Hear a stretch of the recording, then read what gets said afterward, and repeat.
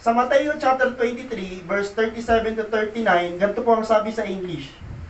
O Jerusalem, Jerusalem, the city that kills the prophets and stones those who are sent to it, how often would I have gathered your children together as a hen gathers her brood under her wings, and you were not willing. See, your house is left to your desolate.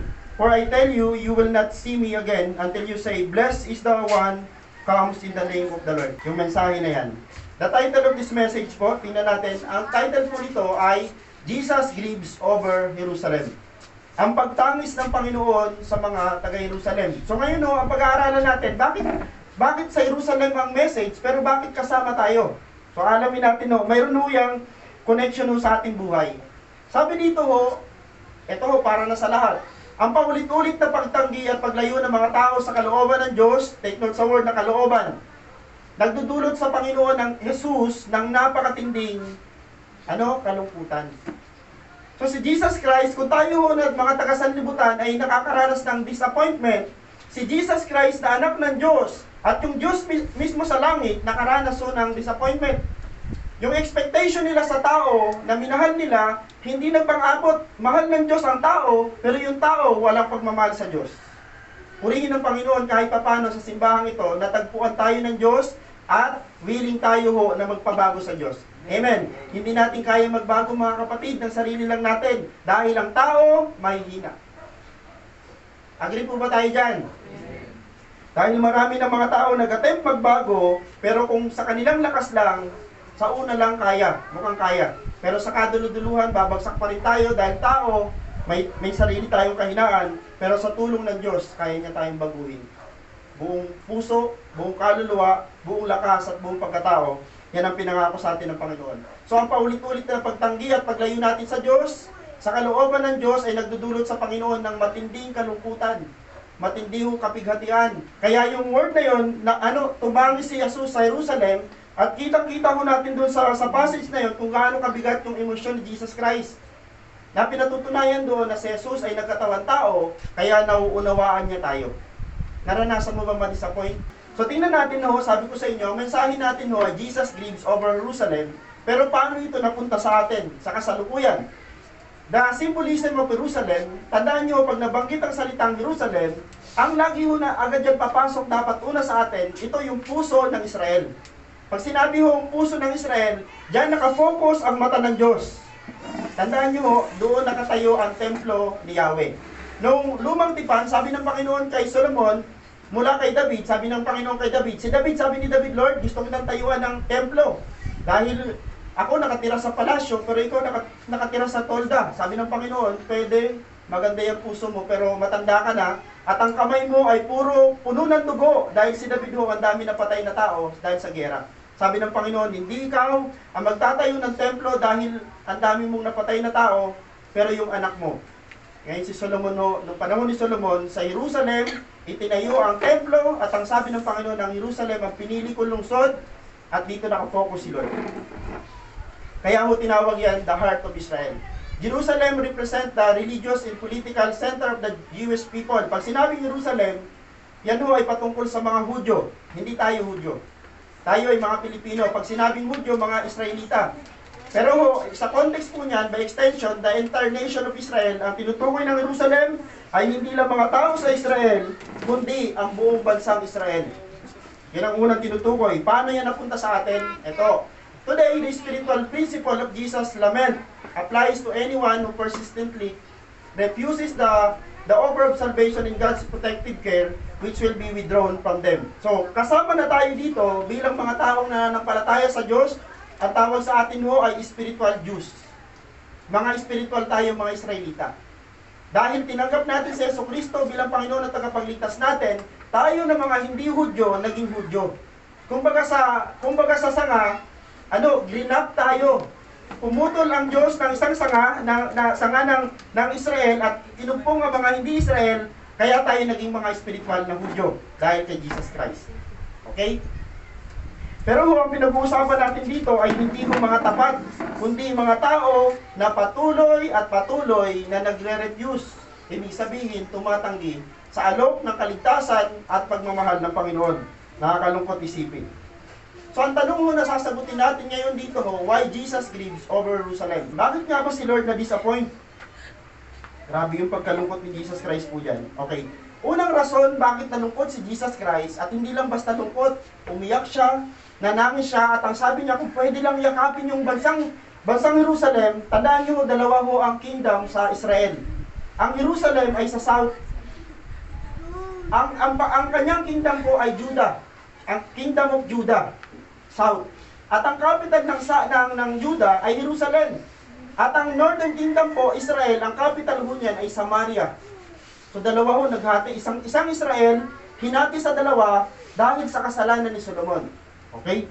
Huwag ho natin kakalimutan yan. So ang unang dahilan kung bakit ho grabe yung lungkot ni Jesus Christ, grabe yung hinapis ni Jesus Christ, number one reason, because they rejected God's messenger. Nabasa ho natin yan. Sabi dito kanina, O Jerusalem, Jerusalem, the city that kills the prophets and stone those who are sent to it. Nagpadala ang Diyos ng mga propeta sa Jerusalem bilang tanda ng kanyang pagmamahal, pero ang mga Israelita sa Jerusalem, imbis na tanggapin, imbis na papasukin sa kanilang mga tahanan, ang ginawa nila sa mga propeta ng Diyos, pinatay nila. Grabe ano, nung panahon ho, pag pinapatay, hindi ho basta nung panahon kinukulong, pinapatay. At dalawang paraan, tingnan nyo kung paano pinatay. Unahin natin po si Zacarias, o si Sakaraya. Sabi dito, si Karaya, Jesus states that the blood of righteous Abel to Sikaraya, son of Berechiah, will fall on that generation, implying Sikaraya as murdered between the temple and the altar in Jerusalem. Pinatay si Sikaraya. Si Sikaraya na may daladalang mabuting balita para sa mga taga-Jerusalem, sa kingdom ng Judah. Pag-announce niya, nung sinabi niya sa hari ng Judah, mag-repent kayo, magbalik loob kayo kay Yahweh dahil masama ang ginagawa ninyo. Imbis na sa Diyos kayo sumamba, sumasamba kayo kay Baal. Alam nyo, nagpagtingan-tingan ng hari ng Judah. Imbis na mag-repent sila, ang ginawa nila kay Sikaraya, pinatay nila. Saan nila pinatay? Pinatay nila ho sa harap mismo ng altar. Sa templo, sa harap ng altar. Isipin nyo, banal yung templo, tapos doon papatayin yung banal na lingkod ng Diyos. Galit na galit ho ang Diyos. Yan ho ang unang propeta na kilala sa Biblia, pero pinatay lang ng mga Israelita. Ngayon ho, ang pangalawang propeta na pinakasikat na pinatay din nila ay si Isaiah. Okay, the lives of prophets and ancient tradition claims Isaiah was martyred by being stoned into two by King Manasseh in Jerusalem. Doon na naman pinatay. So, di ba sabi ng message, pinatay ninyo ang mga propeta na pinapadala ko sa bansa ninyo. Pinatay ninyo ang mga propeta na pinapadala ko sa lungsod ng Jerusalem. Tanda ng aking pagmamahal, si Isaiah ho, pinatay ng mga taga-Jerusalem, nilagari, pahati. Nilagari. Ganun kasama yung mga tao sa Jerusalem. Kaya iyak nang iyak si Jesus Christ nung nakita niya ang Jerusalem kasi nakita niya kung paano ang mukha ng mga propeta nung sila ay pinapatay. Pero ang puso ni Jesus Christ hindi ho magalit sa mga Israelita sa Jerusalem, kundi magkaroon siya ng awa dahil alam niya ang kasasapitan ng mga taga-Jerusalem pagkawasak. Isipin niyo ho, pinadala si Isaiah. Si Isaiah nagsabi na ipapanganak si Jesus Christ ng birhen na babae. Si Isaiah nagsasabi na ipapadala ang Diyos na tagapagligtas. Ang dami niyang sinabi, pero ni isa, walang pinaniwalaan ng mga Israelita. Imbis na maniwala kay Isaiah, ang ginawa ng mga tao sa Jerusalem, pinatay nila, nilagari. Grabe hindi lang basta nilagari ng dalawang parte. Hindi ko alam mo kung pahati, paganto, o paganto, mula ulo. Ganun kasama ang mga taga-Jerusalem. Okay? So, ang unang dahilan bakit si Jesus Christ ay ganun na lang ang tindi ng lungkot dahil ang mga Israelita, imbis na maniwala sila sa Diyos, sa mga padala ng Diyos na mensahero, wala sa kanilang naniwala, take note, wala naniwala, pinatay pa nila. Grabe yung lungkot ni Jesus Christ. Pangalawang reason, tingnan po natin yung pangalawang rason. Okay, why Jesus grieves over Jerusalem? Pangalawa ho, because they rejected God's love and protection. Okay? Tapos na. napatay na nila yung propeta, napatay na nila yung lingkod ng Panginoon, eto na. Si God na mismo ang magpapakita ng kanyang pagmamahal personally. Si God na mismo po ito. Paano paraan? Sinend niya mismo si Jesus Christ. Si Jesus Christ ay larawan, hindi na ho basta ng salita ng Diyos, kundi ho larawan ng physical appearance ng Diyos na magmamahal sa mga Israelita. Tingnan niyo ang sabi. How often would I have gathered your children together as a hen? Okay? Metaphoric po yan. Yung word na hen dyan, inahing manok. Nakakita ka na ng inahing manok? Paano magmahal ang isang inahing manok?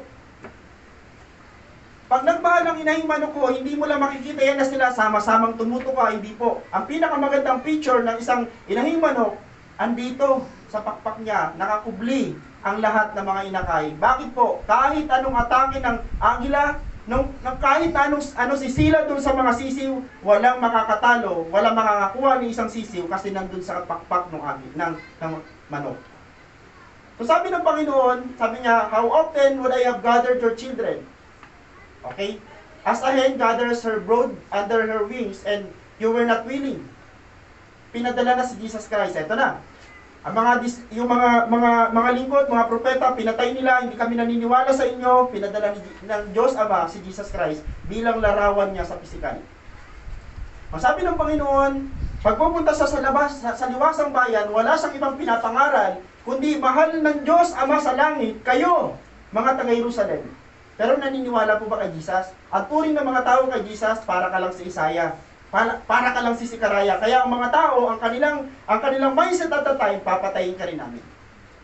Pero ang sabi ni Jesus Christ, ang habol ko sa inyo, ay likumin kayong lahat dahil may paparating na unos, may paparating na distraction, at hindi kayo maliligtas doon unless tanggapin ninyo ako at magkubli kayo sa aking kapangyarihan. Pero walang naniwala. Tingnan nyo ang sabi. Okay. Ano ang ginawa nila? Sabi dito, yung passage sa taas, ang pinaka-context po niyan, God's unfulfilled desire. Yung gusto ng Panginoon, hindi nangyari. Bumaba ang anak ng Diyos sa langit, si Jesus Christ, dala-dala ho ang mensahe ng pagmamahal. At ang ini-expect dapat ng Diyos sa mga Israelita ay magpapasakop to kay Jesus.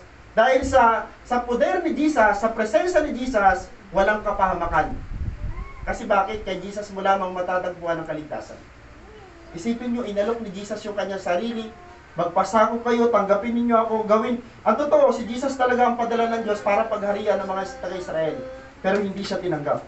Sabi dito ho, the passage uses a powerful metaphor of a hen gather her chicks, illustrating God's longing to protect and gather the people of Jerusalem. Dito, pinaramdam ng Diyos kung paano siya kasabik. Tingnan niyo yung word na sabik.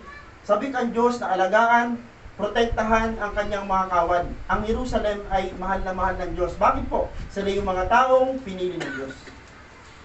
Tandaan nyo, kung may unang mamahalin ng Panginoon, walang iba kundi ang panganay niya. Panganay na anak ng Diyos sa biblical na terminology ay Jerusalem, mga Israelita. Kaya mo tayo minahal ng Panginoon dahil nagtawag sa atin mga inampon. Huwag kayong malungkot kung tayo inampon lang ng Panginoon. Huwag kayong malungkot. Dahil yung umampun sa atin ay hindi presidente, ang umampun sa atin ay Diyos. Amen. At yung pag-aampun sa atin, totoo. Kung ano ang pagmamahal niya dun sa tunay na anak niya, ganun din ang pagmamahal niya sa atin. Dahil bakit po? Hindi lang basta niya tayo inampun, tinuring niya tayong tunay na anak dahil kay Jesus. Okay? Kaya sila ang focus ng Panginoong Hesus na abutin ang nung nandito sa salupa. Sila din ang inabilinan ng Panginoong Hesus na sa mga disciple na unahing abutin ng mga taga-Jerusalem. Tingnan nyo ha. Sabi niya, kaya bautismuhan ninyo sa ngalan ng Ama, ng Anak, ng Espiritu Santo, una mga taga-Jerusalem. Sumunod yung taga-Samaria at ang sunod sa lahat ng panig ng daigdig. Tingnan mo ang unang utos, unahin yung mga taga-Jerusalem. Tingnan mo, ang titigas ng ulo ng mga taga-Jerusalem, ang titigas ng ulo ng mga Israelita, pero take note, hindi nawala yung pag-ibig ng Panginoon sa kanila. Kaya babalikan ko lang, nadidisappoint po ba tayo? Kung nadidisappoint ka sa isang tao, kapatid, tularan natin ng Diyos. Pwede ka magalit, pwede ka magkaroon ng sama ng loob doon sa tao kung na-disappoint ka, pero wag na wag mong aalisin yung pagmamahal doon sa tao. Katulad ng Diyos, mahal pa rin niya mga taga-Jerusalem. Di ba ang hirap? Dahil pag tayo nasaktan, especially pag tao nakasakit sa atin, ang gustong-gusto natin gawin dun sa tao, huwag na makita ang kanyang pagmumuka. Sabi ko sa inyo, yung mga tao kung may galit sa kapwa niya tao, hindi mo siya pinatay, literal, pero parang sa isip mo, patay na siya. Kasi una, ayaw mo na siya makita. Ayaw mo na siya na nababalitaan, nag-i-exist sa Facebook. O kahit saan ba siya nag-i-exist. Ayaw mo na. Lalo pag may binabalita sa'yo, alam mo, maganda ng buhay ng taong kaway mo. Ayaw natin marinig yun kasi ang gusto natin, mamatay na sila. Pero balikan ko lang, hindi ganyan ang puso ng mga anak ng Diyos. Amen. Anak tayo ng Diyos. Pastor, ang anak ng Diyos nagagalit pa rin ba? Si Jesus, anak siya ng Diyos nagagalit. Pero wag natin kaputan. Magkaiba ho yun. Magkaiba ho yung galit sa puso. Okay? So, yun ho. Pangatlo, gusto natin agad matapos. Pangatlo na agad. Didiin na natin yung pangatlo. Why Jesus grieves over Jerusalem? Balikan ko lang. Ano yung unang puntos? Bakit po ganun na lang ang hinagpis ng Panginoon sa mga taga-Jerusalem? Una, dahil pinatay nila ang padala ng Diyos ng mga propeta. Pinatay nila yung mga dala. O sabihin na lang natin sa panahon natin ngayon, pinatay nila yung mga pastor. Sabi ng Panginoong Diyos, magpapadala ko ng mga pastor na maglilingkod sa inyo, pinatay nila. Pangalawa, bakit na-disappoint at talagang nanami si Jesus Christ? Anong pangalawa? Rejected God's love. Tinanggi nila, dininay nila at nirefuse nila yung pagmamahal ng Diyos. Ayaw nila kay Jesus. Okay, last na points natin. Okay. Why Jesus grieves over Jerusalem? Because they rejected God's Son. Yun ang pinaka-last.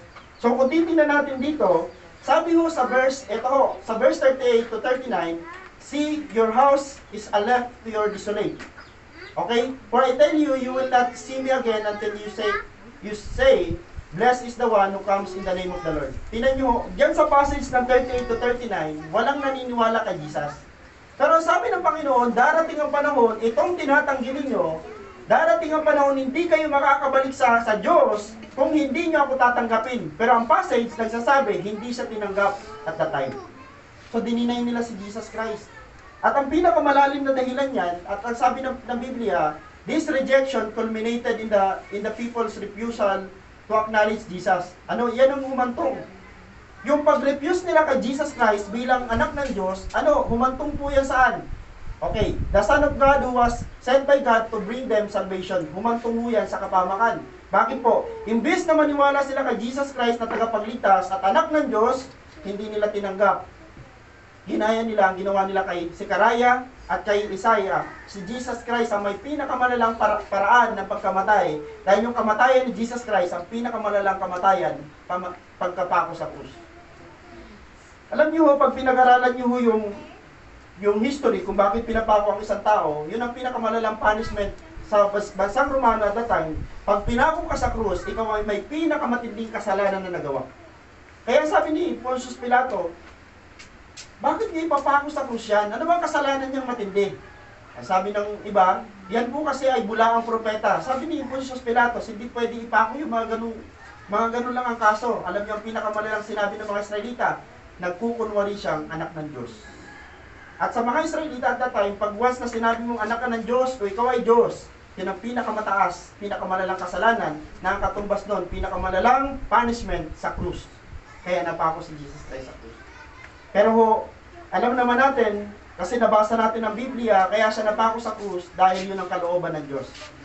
Tama? Na-prophesy po yun. Okay. So, nireject ng mga tao, nireject ng mga tao ang mga padala ng Diyos Ama, ng mga disipulo, nireject nila si Jesus Christ na nalarawan ng pagmamahal ng Diyos at ang pinakamalala, nireject nila yung mismong anak ng Diyos. Napakatindi po niyan. Kaya si Jesus Christ dyan kasi ang 23 malapit na matapos ang book ng Matthew at the time, yan ang pinakalas na hinagpis ni Jesus Christ at sinasabi niya, Jerusalem, kung nalalaman mo lang. Yung tao, kasi nagkatawan tao si Jesus sabi niya sa mga taga-Jerusalem, kung nalalaman nyo lang, etong nasa harapan ninyo, ako yung sinasabing pag-asa ng bansang Israel. Pero bakit nyo ako dinidinay? Bakit tumatanggi kayo sa akin? Bakit ayaw nyo sa akin? Dahil sabi niya, hindi talaga kayo sa Diyos. Galit na galit ang mga tao, nagkukuha sila ng malalaking bato. Dahil parang ang sinasabi at the time ni Jesus Christ, kayo ay sa demonyo. Kaya yung verse na kaya ayaw nyo maniwala sa akin, sa aking Ama sa langit, dahil Diablo ang inyong ama. Galit na galit yung mga tao, ikaw ba naman sabihan, Diablo ang iyong ama. Sino dito matutuwa? May pumunta sa'yo, may nagtanong, sino tatay mo? Siyempre, pilosopo, yung tatay ko. Pero normally speaking, dalawa lang naman ang tatay. Talaga. Spiritually, yung Diyos Ama na nasa langit at si Satanas na nasa impyerno. Kung wala ka sa poder ng Diyos Ama sa langit, masaktan man tayo, ibig sabihin, ama natin ang dyablo. Pero purihin ng Panginoon, nagpadala ang Diyos Ama ng Jesucristo na anak niya para tayo kung wala ng kapag-apag-asa, wala ng tulay. Tandaan nyo, kung mamamatay ang mga tao ng panahon na wala pa si Jesus, walang tulay para humagtawid sa tao para maligtas. Bakit po? Pag namatay ang tao at that time, yung Diyos, ang separation ng tao sa Diyos at that time ay sobrang lala. Bakit ko nasabi sobrang lala? Wala hong tulay. Okay? Kaya yung mga sila Moses, sila David, kung hindi dumating si Jesus Christ, hindi sila maliligtas kasi walang tulay. Nung dumating si Jesus Christ, nagkaroon ng tulay para lahat na mamamatay at mananampalataya kay Jesus, makadaan sa tulay, makapunta sa langit. Kung hindi dahil kay Jesus, walang daan papunta sa langit. Hindi ang simbahan, kundi si Jesus lamang. Amen. Pwede po ba natin palakpakan po sa Panginoon si Lord? Okay. Tandaan, sabi dito ho, ang paulit-ulit na pagtanggi at paglayo ng mga Israelita sa kalooban ng Diyos at pag-ibig ng Panginoong Hesus ay may dulot na matinding kaparusahan. Kanina, nabasa natin, yung paulit-ulit na pagtanggi ng mga tao sa Diyos, sa kalooban ng Diyos, at pagtanggi sa pagmamahal ng Panginoon, nagdulot kay Lord ng matinding hapis. Nagdulot sa kanya na matinding kalungkutan. Pero take note, dahil matindi ang naramdaman niya, may matindi rin consequence. Ito hong pag-aaralan natin ay consequence. Okay? Ang paulit-ulit na pagtanggi at paglayo ng mga Israelita sa kalooban ng Diyos at pag-ibig ng Panginoong Hesus ay may dulot na matinding kaparusahan. Saan natin nabasa? Mateo chapter 23 verse 38, nakasingit po yan sa gitna. Nasabi niya doon, kaya't ang inyong templo ay iiwan na lubusang pinabayaan. Sino kausap ni Jesus? Yung mga Israelita sa Jerusalem. Sabi niya, dahil nandun ang templo sa Jerusalem, darating ang panahon, yung templo na napakaganda. Alam niyo, yung templo na pinagawa ni Solomon, pag kinalculate po natin yan, hindi ho basta hupe, alam nyo, bilyon, hindi ho bilyon. Hindi rin ho basta-basta pera ang ginastos dyan, dahil ang templo na pinagawa ng panahon ni Solomon sa Diyos, ay sobrang pinakamahal na lahat sa lahat ng mga building na tinayo, yan ang isa sa pinakamahal, dahil ho compose siya ng pinakamamahaling bato. Isipin nyo ho, ginto ang ginamit, may mga, sobrang dami hong ginamit dyan na bato na mga mamahalin, at ang architect po niyan ay hindi ho tao. Kaya mahal siya dahil hindi siya ginawa basta lang ng tao, ang architect po ng templo ay Diyos. Meaning to say, wala nang pinakamaganda at that time, kundi yung templo kasi architect niya ng Diyos. Katulad siya ng Arka ni Noah. Sa Arka ni Noah, Diyos ang architect. Tama, naalala nyo? Sabi ng Panginoon kay Noah, ganito ang taas, ganito ang haba, ganito ang lawak. Nung sinubaybayan ni Noah, yung lahat ng sinabi ng Diyos, pagtingin ni Noah, ang ganda nung nagawa niya ang barko. Bakit po? Architect niya ay Diyos, forma niya ay Diyos. Ano pa ba ang pinakamatataas na katungkulan? Si Noah lang at that time may labor. Ganon din na nangyari kay Solomon. Sabi ng Panginoon kay Solomon, ganito ang gagawin mong templo. Ang una, courtyard. Ganito ang gawin mo. Pangalawa, holy place. At pagkadulot-duluhan, most holy place. At ang makakapasok lang sa most holy place, ay hindi basta-basta tao. Yung mga tao mong banal. Grabe ano, nakakatakot yung panahon na yun. Kung sa panahon natin ngayon ho, gagawin yun, maski ako ho, hindi ako pwede pumasok sa dakong kabanal-banalan. Kasi sa kadakong kabanal-banalan, wala doon dapat dumi ang isip, walang dumi ang puso, walang dumi ang lahat. Kaya pagpasok mo doon, buhay kang makakalabas. Paano ho kung nakapasok ka doon na may punong-puno ito yung isip mo punong-puno ng karumihan, ang puso mo punong-puno ng galit, hindi ka nalalabas ng buhay doon. Kasi most holy place, nandun ang presensya ng Diyos. Sa panahon natin ngayon, bakit ang mga simbahan wala nang ganon? Natandaan nyo, nung namatay si Jesus Christ, winarak na, nawasak na yung tabing na naghahati sa dakong kabanal-banalan at dakong banal, at dahil yun sa ginawa ni Jesus. Sa panahon natin ngayon, hindi na kailangan na ang paglapit mo doon ay sobra kang banal.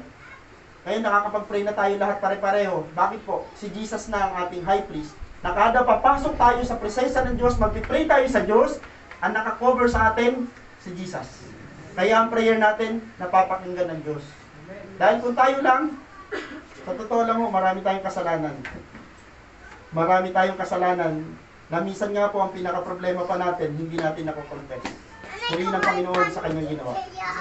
Okay, balikan ko lang, ang pinakamatinding parusa na dulot ng kanilang hindi pagtanggap sa pag-ibig ng Diyos, ang kanilang templo ay iiwan na lubusang pinabayaan. Hindi yan gagawin ng Diyos. Tandaan nyo ha, yung word na, hindi kita iiwan, hindi kita pabayaan. Hindi yan gagawin ng Diyos dahil pangako niya yan sa mga Israelita. Pero bakit nangyari yan sa kanila? Dahil batas siya ng Diyos na naging consequence nila. Yung templo na inalagaan ng Panginoon, nagpadala ang Diyos ng Assyrian, nagpadala ang Diyos ng Babylonian, nagpadala ang Diyos ng Persian, nagpadala ang Diyos ng kahuli-hulihan dumurog sa templo, Roman Empire. Una, Assyrian, pangalawa Persian, pangatlo Babylonian, pang-apat ho, Roman Empire. Dinurog yung templo. At bakit ho inalaw ng Panginoon yan? Di ba, nung panahon ho, pag sinalin yung templo, kasi sa templo meron yung tinatawag na Ark of Covenant, pag nasalin yung Ark of Covenant, yung taong dadampi doon na hindi ho Israelita, patay. Nung sinasamahan pa ng Diyos. Pero nung hindi na sinasamahan ng Diyos ang templo, ninakaw na lahat ng Ark of Covenant, ninakaw lahat ng yaman ng templo, kahit sino na humawak.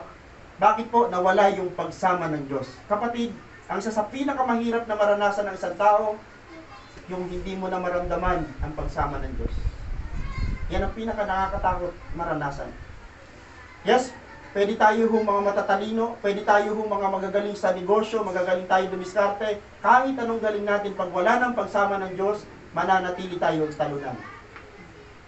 Mula noon, hindi na nanalo kailanman ng mga Israelita. Nung panahon, nung kasama pa nila ang Diyos, dahil mababait pa mga hari at that time, nung namatay si Solomon, nagalit ang Diyos, nagkaroon ng mga anak si Solomon na sumunod sa kanyang trono. Yung sumunod sa kanya ay wicked na hari. Mahirap maranasan ang iwan at pabayaan ng Diyos. Nangyayari lang po yung bagay na yan the moment na tayo ay naging suwail sa Diyos. The moment na tayo ay hindi nakinig doon sa babala ng Panginoon, lalo na ho kapag ramdam mo na may inuutos sa iyo ang Panginoon. Sa panahon natin ngayon, buhay pa ba ang salita ng Diyos? Amen. Ang pinaka-safe na lugar ay yung kasama mo ang presensya ng Diyos. Meaning, nandun ka sa kalooban ng Diyos. Ang pinaka nakakatakot, gusto mo, wala ka sa kalooban ng Diyos, yan ang pinaka nakakatakot na panahon. Bakit po? Wala ka sa will ng Diyos. Eh pastor, dito ako masaya, dito ako nakakaramdam ng comfort, dito ako nakakaramdam ng satisfaction. Pag wala ka sa presensya ng Panginoon, doon ka pa rin mapapahamak. Tama? Balikan ko lang, pinakamahirap na maranasan ang iwan at pabayaan ng Diyos. Na sana ang pangako ng Panginoon sa simbahan natin ay hindi niya iiwan, ipabayaan, kaya sikapin natin patuloy na sumunod sa Panginoon. Amen po. Sa kahuli-hulihan, conclusion. Okay, sa atin yung conclusion. Okay. Sabi dito, hanggang ngayon ay marami pa rin mga tao ang paulit-ulit pa rin ang ginagawang rejection sa Diyos. Take note, hindi natapos yung tapos na yung kwento ni Jesus Christ sa Jerusalem, tapos na yung kanyang iyak doon sa Jerusalem, pero hindi natapos yung kwento ng kasaysayan ng mga espiritual.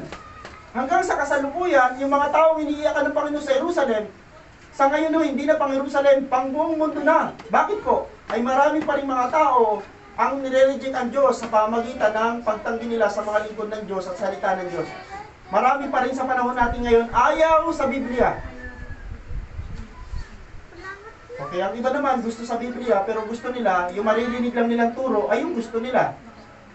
Kapatid, sa simbahang ito, hindi yung gusto mo ang ipapangaral ng pastor, yung gusto ng Diyos. Amen. Pastor, masakit naman yung pangaral ng Diyos. Ganoon talaga. Tayo dapat ang sumusunod sa Diyos. Bakit po? Siya ang ating hari. Tayo ang kanyang hari-hari. Kasama tayo sa kingdom ng Panginoon. Okay, marami pa rin tao. Tuloy-tuloy pa rin ang pagtanggi sa pamagitan ng pagtanggi sa likod ng Diyos. Pagtanggi nila sa kanyang pag-ibig at proteksyon. Balikan ko lang, ang pinaka-safe na lugar ay nandun ka sa proteksyon ng Panginoon para ka nandun sa pakpak ng inahin. May parating na agila. Yes, susubukan niya kunin yung sisiw sa pakpak ng inahin. Nakakita ka na ba ng inahin na duwag? Mas matapang mo ang inahin pag may anak. Kahit yung tatay na palapit-lapit, sinisipa nung nanay. Nakakita ka naman ng inahin, pupunta yung tandang, galit din yung kahit tatay, oy tatay ko yan, anak ko yan. Pero yung inahin talaga dahil grabe yung kanyang pagpuprotekta, and inalin tulad ng Diyos ang kanyang sarili. Sa dami-dami ng hayop na pwede alin tulad ng Panginoon ng kanyang sarili, sa inahin niya pa nakita. Bakit po? Ang inahin ang may pinaka-the best na pagpuprotect sa anak. Amen po ba? Galit na galit yung inahin mo, kahit hindi natilaok, ang lakas ang lakas magingay. At marami na ako nakita sa Facebook po, sa mga YouTube, kung paano pinagtatanggol ng inahin ang kanyang, kahit hindi niya kaya yung agila, pinapakita nung inahin sa agila, yes, hindi kita kaya, pero matapang ako. Matapang siya, po. Okay. Sana dito, pagtanggi nila sa kanyang pag-ibig at proteksyon, mga kapatid, huwag tayong mawalay sa proteksyon ng Diyos. Paano natin magagawa na lagi tayo nasa proteksyon ng Panginoon? Doon ka lagi sa will ni Lord. Sa will ni Lord, hindi ka mapapahamak. Sa will ng Panginoon, nandun ang pinakaligtas na lugar. Okay? Next po, sa dulo, sabi dito, dahil sa paulit-ulit nilang pagtanggi sa Diyos sa pamamagitan ng pagtanggi nila sa kanyang bugtong na anak na si Jesus. Nakakalungkot ho, marami pa rin mga tao ayaw kay Jesus. Marami pa rin tao ang ayaw kay Jesus. Gusto nila sa simbahan, pero ayaw nila kay Jesus. Paano nangyari po yun? Okay. Ang hamon ho sa atin bilang application, sabi dito, huwag nating dulutan ng pighati o kalungkutan ng Diyos, bagkus patuloy natin siyang tanggapin ang mga salita niya na binabahagi ng mga lingkod niya. Huwag ho nating dulutan ng hinagpis ang Diyos dahil pangit hong malungkot ang Diyos. Kung tayo mga tao, ramdam natin na pag tayo'y nakadulot ho ng disappointment sa isang tao, parang hindi niya tayo papansinin, hindi na niya tayo kakausapin, ang sa madaling sabi, yung relasyon na bi-break sa Diyos ho, may tendency ganun din. Once na lagi natin hindi tinatanggap ang salita niya, may mga time na yung gap natin ho lalo ho lalaki. Ingatan natin ang relasyon natin sa Panginoon kasi sabi nga nung Sunday, siya yung ating pastol, tayo ang kanyang tupa. Alam ng pastol ang kanyang tupa at alam ng tupa ang kanyang pastol. Yun yung relasyon natin sa Panginoon. Pangalawa, tanggapin natin ang kalooban niya sa ating buhay na magdudulot sa atin ng tiyak na pag-ibig at proteksyon. Yan ang hamon sa atin. Then last, tanggapin natin ang Panginoong Hesus bilang buhay na salita ng Diyos na kanyang bugtong na anak na ating tagapagligtas. So dyan po natapos yung message ng Panginoon at sinasabi niya sa atin dito ho, sa panahon na makita natin ang ating mga sarili na lumalayo sa Panginoon, tandaan natin katulad tayo ng mga Israelita sa Jerusalem. Na hindi man tayo totally pinapatay yung mga messenger ng Panginoon, totally nakikita natin, nineneglect natin ang pagmamahal ng Diyos at dinidinay ang salita ng Panginoon, pero ganun ang larawan ng mga taong ayaw sa salita ng Diyos. Kaya nga tayo mga Christian, hindi bago sa atin na pag Sunday, dadalo ng gawain, hindi sa atin bago yung nagpipray at nagbabasa ng salita ng Diyos dahil ang salita ng Diyos ang papatibay at nakakapagpalakas sa ating pananampalataya sa Diyos. Amen po? Yan ang mensahe ng Panginoon sa araw na to. Sa Diyos po ang pinakamataas. Mapagpapalala.